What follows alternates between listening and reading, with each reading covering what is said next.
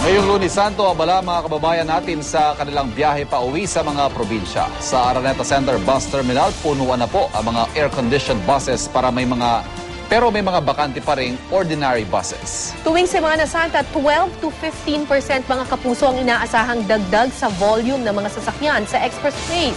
Kaya asahan na ang mabigat na traffic. Live mula sa Quezon City, may report si Rafi Tima. Rafi!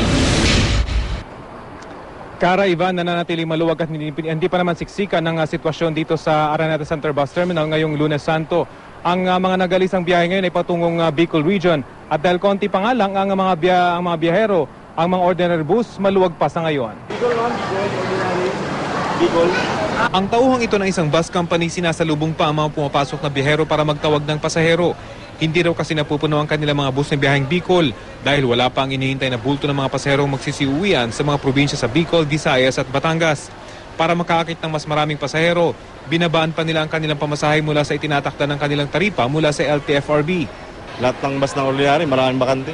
Bakit to kaya? Gaano ba kahaba yung biyahe papuntang Bicol? Mga 12 hours. Pero ang mga aircon bus units punuan na ngayon pa lang. Karamihan nga sa aking mga nakausap, ilang linggo na nagpa-reserve ng kanilang ticket. Maswerte na ang mag-anak na ito na kaninang umaga lang bumili ng ticket pa uwi ng Bicol.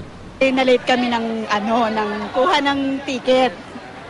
Kailan nyo nakuha ticket nyo? Kanina lang. Pero before, matagal kaming kumuha mga 1 month. Bagamat hindi pa gaanong siksika ng ilan kong nakausap, naninibago umano sa dami ngayon ng mga biyahero. Kung ikukumpara raw kasi 10 hanggang 15 taon ang nakararaan, hindi ganito ang sitwasyon sa mga bus stations. Ganoon, kasi pagdating mo sa terminal, kaagad, kasi yung oras mo, halimbawa oras ng alas 4, ang dali mo makasakay. Dito ngayon, naghihintay pa. So, mas marami talagang bumabiyahe ngayon kumpara noon? Oo. Noon ho, kumusta yung biyahe nyo noon? Ganito ba talaga katindi na naghihintay kayo? Hindi naman kasi noon madali kami nakasakay. Pero ngayon kumuha na kami ng ticket. Nagpa-reserve talaga kami. So, mas marami ba talagang bumabiyahe ngayon? Marami. Tulad ng mga nakaraang taon, mahigpit ang seguridad sa paligid ng Araneta Center Bus Terminal. Ang mga papasok sa loob ng terminal dumadaan sa mahigpit na inspeksyon.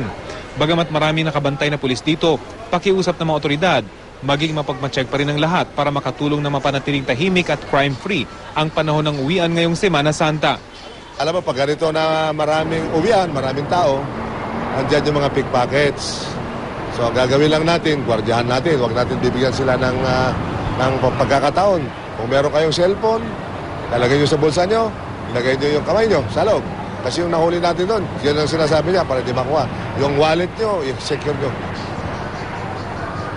Mula pa kaninang alas 6 ng gabi ay nagsimula ang mga biyahe patungong Bicol at ay inaasahang magtatagal ito hanggang alas 10 o alas 11 ngayong gabi. Ang mga biyaheng Batangas naman ay tuloy-tuloy lang ang alis. Karamihan ay umaalis at dumarating tuwing rush hour sa umaga at sa gabi. Ang mga patungong Visayas naman ay bukas na ng umaga muling mabiyahe. Ito yung mga sumasakay sa mga roll-on, roll-off o mga ro-ro vehicles patawid sa mga isla sa Visayas. At konting trivia lang, Kara, ayon sa isa nating nakausap dito sa terminal, hindi lang tuwing Semana Santa tulad ngayon o Pasko at Undas, maraming nagsisiuwian patungong probinsya. Bulto rin daw tulad ng sa holidays ang nagsisiuwian tuwing eleksyon. At isa sa mga dahilan, ilang politiko ang nagrerenta ng mga bus kaya libre ang sakay pauwi sa probinsya ng ilan nating kababayan tuwing panahon ng eleksyon. Kara. Yes, Rafi, nabanggit mo kanina sa iyong report na may ilang mga bus companies na nagbaba ng kanilang presyo ng mga tickets nila. Hindi ba bawal yon yung undercharging, kung tawagin? Well, ang sinasabi ng ating nakausap ay wag lang daw sila lumagpas dun sa itinatakda ng taripa.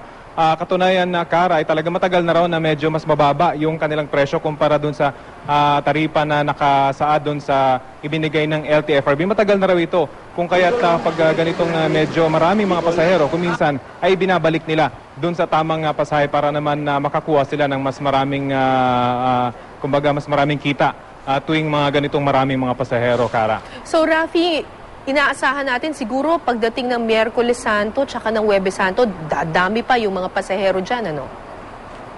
Inaasahan nga, Kara, na pagdating ng Miyerkules Santo ay aabot na ng mga 10 hanggang 11,000 yung dadagsa dito sa Araneta Center Bus Terminal. Sa ngayon daw, umaabot lamang sa mula 7 hanggang 8,000 yung mga nagatungo rito ngayong araw. At dito nga, pagka pala ng mga pasok, ay posibleng umabot pa ng 12,000 ang magtutungo rito, Kara. So kung gusto mong magpabook ng maaga, pwede ba yon, Rafi?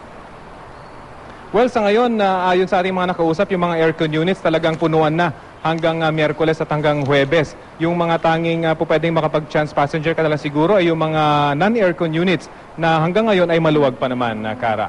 Yung overloading ng mga bus, nababantayan ba yan ng mga otoridad? Yes, Kara, talagang mahigpit sila sa ngayon dahil nanditong may mga nakatokang mga LTO officers dito mismo sa Araneta Center Bus Terminal. Talagang chinecheck nila hindi lamang yung overloading, kundi yung mga kahit maliliit lamang na issue doon sa mga bus tulad ng medyo basag yung windshield o kaya hindi gumagana yung kanilang wiper ay hindi na binapabiyahe at kailangan palitan ng bus company ng isang unit na talagang walang aberya talaga para maging safe daw yung kanilang biyahe, Kara. Maraming salamat sa iyo, Rafi Tima.